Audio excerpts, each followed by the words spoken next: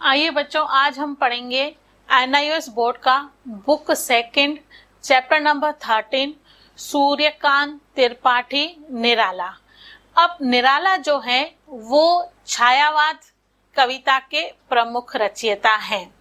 उन्होंने यह कविता वह तोड़ती पत्थर को लिखा है, वो हम अभी पढ़ेंगे।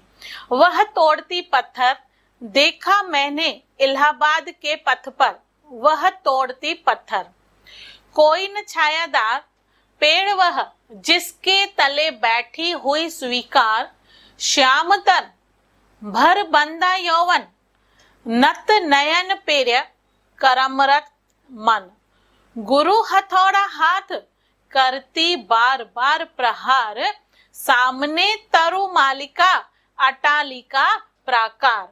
अब यहाँ पर जो छायावाद कविता के कवि निराला हैं, उनकी ये प्रमुख रचना है।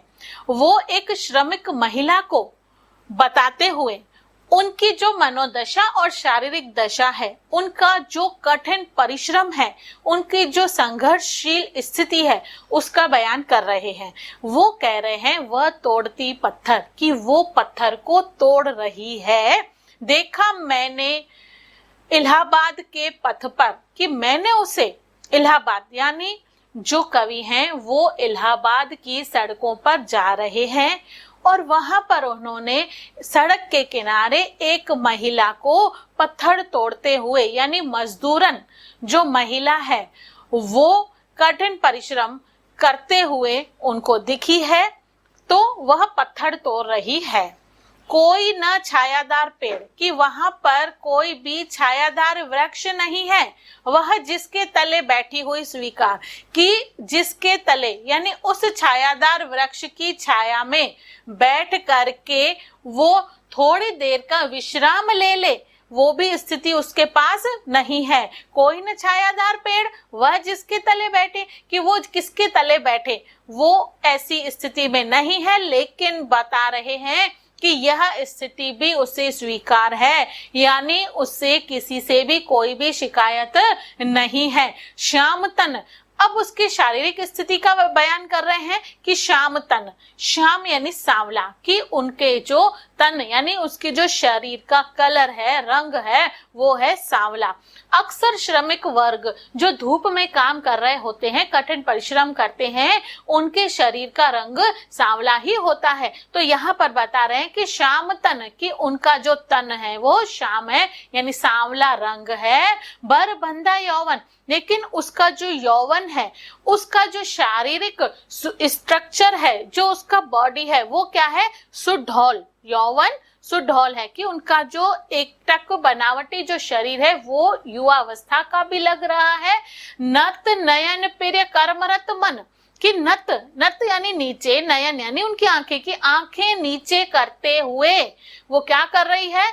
प्रिय समझ रही, यानी अपने काम को, कर्मरत मन यानी उसका जो मन है वो कर्मशील है, अपने काम में लगा हुआ है, यानी कि वो एक टक अपने काम पर ध्यान देते हुए वो उन पत्थरों पर हथौड़ा चलाते हुए अपने काम में लीन है, मस्त है। गुरु हथौड़ा हाथ, कि अपने हथौड़े को, यानी कि हाथ में जो उसने हथौड़ा लिए हुए है उसी को ही अपना गुरु यानी अपना सब कुछ समझ रही है, और पूरा ध्यान जो है वो उस पर ही लगा हुआ है। करती बार बार प्रहार, और वो बार बार उस पर क्या कर रही होती है? प्रहार कर रही होती है, यानी उस पर ठोकर मार रही होती है। किस पर मार रही है? उस पत्थर पर। सामने तरु मालिका, कि उस सड़क के किनारे जहां यह मजदूरन, ये श्रमिक महिला काम कर रही है, उसी के ही ठीक सामने तरु मालिका, यानी कि और अटालिका प्रकार, कि अटालिका यानी ऊंचे बड़े बड़े जो हैं भवन और महल, अटालिका यानी ऊंचे ऊंचे परकोटों से घिरा हुआ जो भवन है वो बना हुआ है। चारों तरफ छायादार वृक्ष की पंक्तियां भी लगी हुई हैं उसके सामने। अब ये क्यों बताया है? इसका भावार्थ ये है कि कवि यहाँ बताना चाह रहे हैं कि उस मजदूरन, उस संघर्षशील महिला के मन की स्थिति को बयान करते बता रहे हैं कि जिस सड़क के किनारे वो कठिन परिश्रम कर रही है, संघर्षरत है, वहीं उसके सामने उन परकोटों से ढके हुए, अटालिकाओं से ढके हुए बड़े बड़े भवन बने पड़े हैं। वहां पर कुछ सभ्य नागरिक उसे दिख रहे हैं, लेकिन इसके मन में यह स्थिति आ रही होगी कि इन बड़े बड़े भवनों को बनाने में इन्हीं का ही हाथ है, इन्हीं श्रमिकों ने ही, जो नींव का ईंट है वो इन्हीं श्रमिकों के द्वारा ही डला हुआ होगा, और इन्हीं के द्वारा ये बड़े भवन छायादार वृक्षों के सहारे जो बने हुए हैं, जो इनमें सभ्य नागरिक रह रहे हैं, वो इन्हीं के ही बनाए हुए जो मकान है, जो महल हैं, उन्हीं में ही रह रहे हैं। लेकिन जिन्होंने इनको बनाया उनके रहने के लिए कोई भी स्थान आज नहीं है, कोई भी छायादार वृक्ष आज उनके सामने नहीं है जहां पर बैठ करके वो उस छाया में 2 मिनट का विश्राम कर लें। चढ़ रही धूप, गर्मियों के दिन, दिवा का तमतमाता रूप, उठी झुलसाती हुई लू, रुई ज्यों जलती हुई भू, गर्द चिंगी छा गई, प्रहाया हुई दोपहर, वह तोड़ती पत्थर। अब यहाँ पे कवि निराला उस महिला की, जो श्रमिक महिला है, उसकी जो स्थिति है वो ऐसे वातावरण में बता रहा है जहां पर बहुत ही ज्यादा गर्मी का, धूप का माहौल है। वह कह रहा है कि सुबह से जैसे ही वो काम पे लगी हुई है, अब स्थिति यह हो गई है कि चढ़ रही धूप, कि धीरे धीरे धूप चढ़ रही है गर्मियों के दिन, और दिन कौन से हैं? गर्मियों के। अब गर्मियों के दिन में आपको अनुभव होगा कि 10 या 11 बजते ही धूप ऐसी तेज चढ़ जाती है कि मानो दिन को क्या हो जाता है, दिवा का तमतमाता रूप, कि दोपहर में दिवा का, सूर्य का जो रूप है वो एकदम तमतमाता, यानी एकदम गरम जलता हुआ लाल सूर्य दिख रहा है। उठी झुलसाती हुई लू, और उस समय क्या हो रहा है कि लू का प्रकोप भी चल रहा है। झुलसाती हुई, झुलसाती यानी आग लगाने जैसी, आग में जैसे झुलस जाता है इंसान, तो वो लू जो है वो गर्म हवाओं के जो थपेड़े हैं वो उसके शरीर पर, उसके मुंह पर ऐसे चल रहे हैं कि जैसे क्या हो रही हो, झुलसाती हुई लू लग रही है। और रुई जो जलती हुई बू, कैसे लग रही है गर्मी, कि जो बू है, जो भूमि है, जो पृथ्वी है, उसके अंदर से गर्मी के, लू के जो गुबार हैं वो इस तरह से निकल रहे हैं कि ऐसे लग रहा है कि धरती के अंदर जो है वो कोई रुई सुलग रही हो। रुई, कपास जिसको पता है कि रुई या कपास भूमि के अंदर से झुलस रही हो, वो झुलसाती हुई जो गर्मी है वो लू के रूप में उस मजदूरन को ऐसे लग रही है। गर्द चिंगी छा गई, कि चारों ओर चिंगारी छाई हुई है, यानी गर्मी और आग जैसा वातावरण, कि ऐसा जो मनोदशा है, जो उनकी कवि की कल्पना है वो ऐसी बताई है कि मानो रुई जो है वो रुई में आग लग गई है धरती के अंदर, और वो रुई झुलसते झुलसते झुलसते झुलसते वो आग और वो गर्मी इतनी दे रही है, इतनी गर्मी दे रही है कि गर्द चिंगी छा गई, कि चारों ओर आग की चिंगारियां छाई हुई हैं। प्राय हुई दोपहर, वो जो समय है वो कौन सा है? दोपहर का समय है, दिन का समय है। और इस दोपहर में, इस गर्म लू में, ऐसे लू के थपेड़ों में भी वह मजदूरन, वो श्रमिक महिला जो है वो पत्थर तोड़ रही है, यानी कि कठिन परिश्रम कर रही है। देखते देखा मुझे तो, एक बार उस भवन की ओर देखा छिन्न तार, देखकर कोई नहीं, देखा मुझे उस दृष्टि से, जो मार खाकर रोई नहीं, सजा सहज सितार, सुनी मैंने वह नहीं जो थी सुनी झंकार, एक क्षण के बाद वह कांपी सुघर, ढुलक माथे से गिरे सीकर, लीन होते करम में फिर ज्यों कहा मैं तोड़ती पत्थर। अब यहाँ पर कवि निराला क्या बताना चाह रहे हैं कि जब वो महिला, वो मजदूरन जो श्रमिक है, वो सुबह से लेकर पत्थर तोड़ रही, यानी संघर्षशील अवस्था में है, मेहनत कर रही है। दोपहर हो गई, लू के थपेड़े पड़ रहे हैं, जो सूरज है वो तमतमाता है, लेकिन अब भी वो कर्मशील है, संघर्षरत है। अब यहाँ पर उसने यानी मजदूरन ने क्या है, देखते देखा मुझे तो एक बार, कि देखते देखते यानी जब मैं उसको देख रहा था तो देखते देखते उस श्रमिक महिला की दृष्टि कुछ क्षण के लिए मेरे ऊपर पड़ी। एक बार उस भवन की ओर देखा छिनतार, कि एक बार मैंने उसको देखा, एक बार उस भवन को देखा, और मेरा जो हृदय है एक बार छिनतार हो गया यानी विस्मित हो गया। देखकर कोई नहीं, देखा मुझे उस दृष्टि से कि उससे लगा कि देखकर अनदेखा कर लिया। अब कैसे, इसका भावार्थ ये है कि जब हम किसी काम को लगातार कर रहे होते हैं और कोई दूसरा हमें देख रहा होता है तो थोड़ी सी झलक हमें पता पड़ती है कि कोई हमें देख रहा है।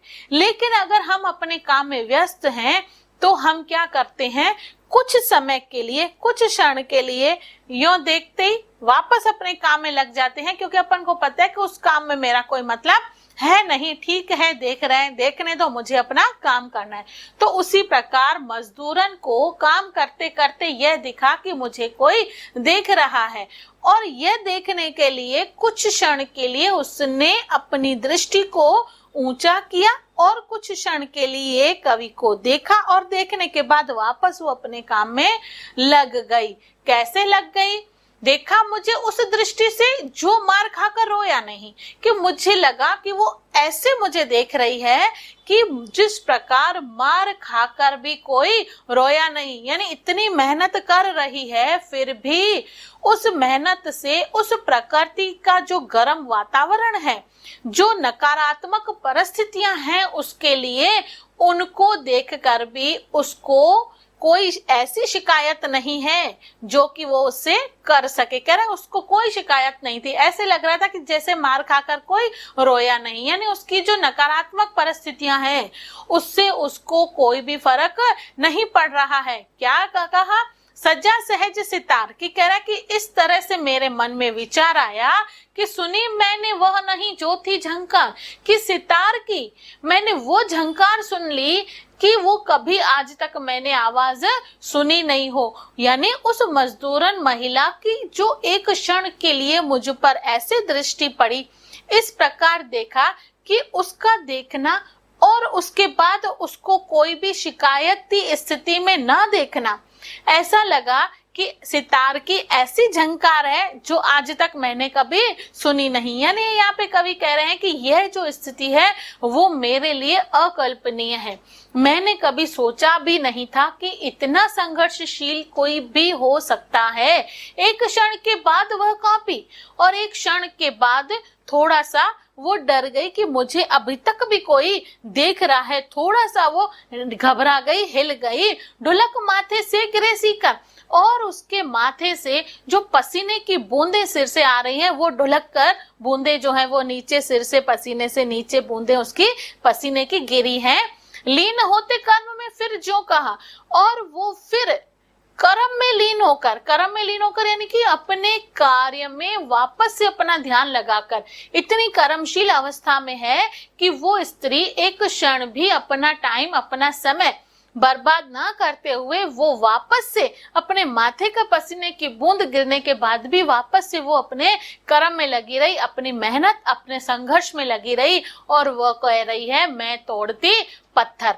अब यहाँ पर एक व्यंग्य है, ये व्यंग्य है कि वो मजदूरन महिला कह रही है कि मैं इस संघर्ष के द्वारा, मैं इस पत्थर, ये जो पत्थर है वो एक प्रतीक है, सिंबॉलिक है, जो हृदयहीन परिस्थितियां हैं, जो हृदयहीन वातावरण है, यानी समाज का जो शोषक वर्ग है, जो शोषण करता है, किसी की मजबूरी का फायदा उठाता है, तो उस शोषक वर्ग के लिए वह कह रही है कि मैं पत्थर रूपी जो हृदयहीन समाज का जो वर्ग है, मैं उसके साथ संघर्ष कर रही हूँ। मैं इन हृदयहीन जो परिस्थितियां हैं, हृदयहीन वर्ग का जो मनमानापन है, उनके साथ मैं संघर्ष कर रही हूँ और मैं इन हृदयहीन लोगों को, शोषक वर्ग को क्या करना चाहती हूँ? तोड़ना चाहती हूँ। इन हृदयहीन परिस्थितियों रूपी पत्थरों को मैं तोड़ना चाहती हूँ। यहाँ पर एक व्यंग्य है। कविता है मौन। बैठ लें कुछ देर, आओ एक पथ के पथिक से। पेरिया अंत और अनंत के तम गहन जीवन घेर। मौन मधु हो जाए भाषा मूकता की आड़ में, मन सरलता की बाढ़ में जल बिंदु सा बह जाए। सरल अति स्वच्छंद जीवन प्राप्त के लघुपात से, उत्थान पतनाघात से रह जाए चुप निर्द्वंद। अब यह मौन कविता जो है वो भी सूर्यकांत त्रिपाठी निराला, जो कि छायावाद के प्रमुख कवि हैं, उनके द्वारा रचित है। यहाँ पर कवि क्या बताना चाह रहे हैं? कह रहे हैं बैठ लें कुछ देर, आओ एक पथ के पथिक से, यानी एक पथ, एक ही रास्ते पर चलने वाले राहगीर, पथिक यानी राहगीर, यानी यह दो मित्र भी हो सकते हैं, दो सहचरी भी हो सकते हैं, दो सखियां भी हो सकती हैं, नायक नायिका भी हो सकती हैं, प्रेमी प्रेमिका भी हो सकती हैं, और एक ही राह पर यानी कि जीवन के मार्ग पर एक साथ चलने वाले राहगीर, जिनका उद्देश्य एक जैसा हो, एक ही मार्ग पर चलने वाले, एक ही राह पर चलने वाले दो राहगीर भी हो सकते हैं। वो एक दूसरे को क्या कह रहे हैं कि बैठ लें कुछ देर, कि कुछ समय के लिए बैठ लें, चुपचाप एक जगह बैठ लें, यानी कि विश्राम कर लें। आओ एक पथ के पथिक से, कि एक पथ ने दूसरे पथिक से, एक राहगीर ने दूसरे सह यात्री को कहा। फिर अंत और अनंत के मौन मधु हो जाएं,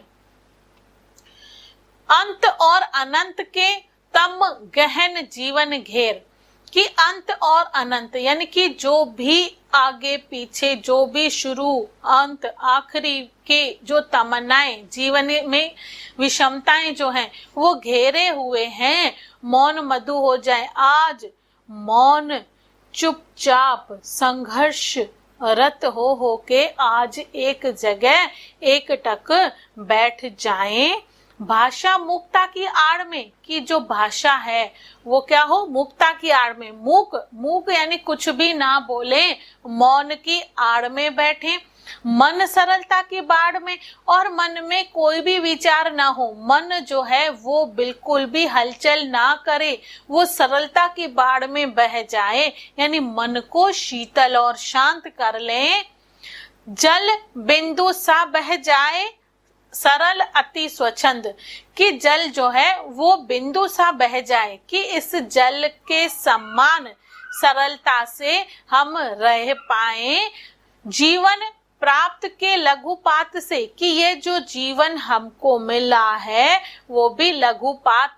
अब यहाँ पर बताया है कि छोटे छोटे पत्ते, जिस तरह से उत्थान पतनाघात से, कि जिस तरह से छोटे छोटे पत्ते जो होते हैं वो भी क्या होता है? उत्थान पतनाघात, की उत्थान या पतन, तेज तूफान आए या हवा आए, हिलते डुलते तो हैं, लेकिन वो फिर भी उस शोरगुल को, उस उत्थान और पतन को क्या करते हैं?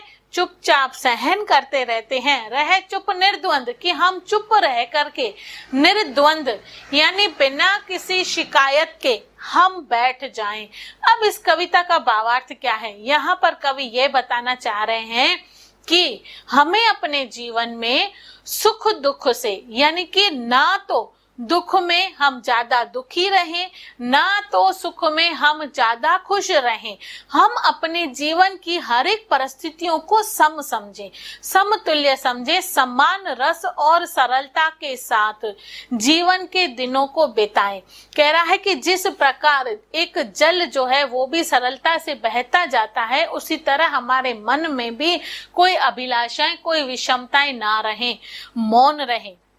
इस जीवन की यात्रा में ना हम दुखों से घबराएं, ना हम सुखों में ज्यादा खुश रहें। सुख और दुख के दिनों को समतुल्य समझें, यानी कि हमारे जो जीवन के विचार हैं उन विचारों को हम एक जैसा रखें।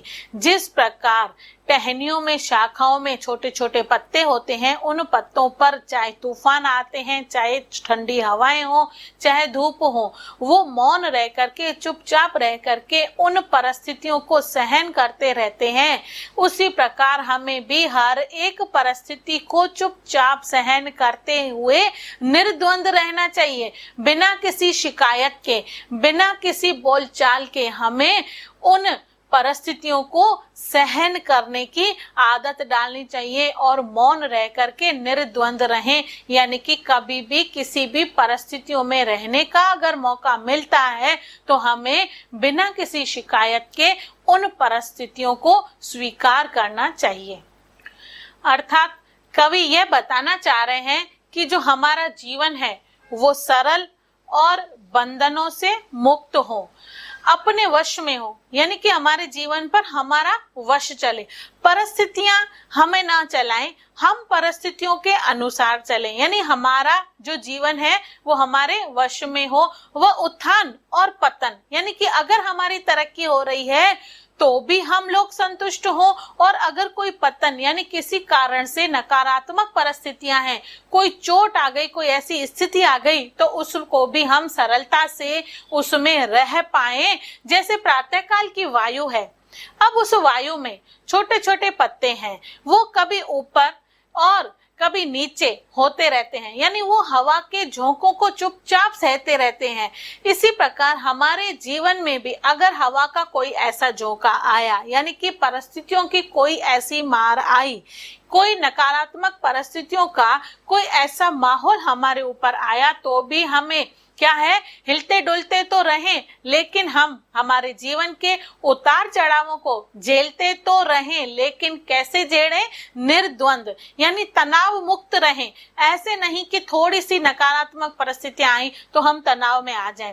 कवि यहाँ बताना चाह रहा है कि हम निर्द्वंद रहें, यानी कि तनाव से मुक्त रहें। निर्द्वंद होने का यह मतलब है कि हम सुख में इतराएं नहीं और दुख में घबराएं नहीं। दोनों स्थितियों में अंतर नहीं रहना चाहिए, दोनों स्थितियों में हमें समान अवस्था में रहना चाहिए। निर्द्वंद जीवन की कामना करते हुए कवि कह रहा है कि तब हमारा जीवन जो है वो स्वच्छंद, यानी कि जब हमारा जीवन बंधनों से मुक्त हो जाएगा, यानी कि परिस्थितियों का बंधन हमारे जीवन पर हावी नहीं होना चाहिए, और सुख दुख का जो बंधन है, नकारात्मक स्थितियों का जो बंधन है, जब हमारे जीवन पे ये ऐसी विषम परिस्थितियां हावी नहीं होंगी, तब हमारा जीवन जो है वो बंधन मुक्त हो सकेगा और इससे ही हम स्वच्छंद जीवन जी सकेंगे।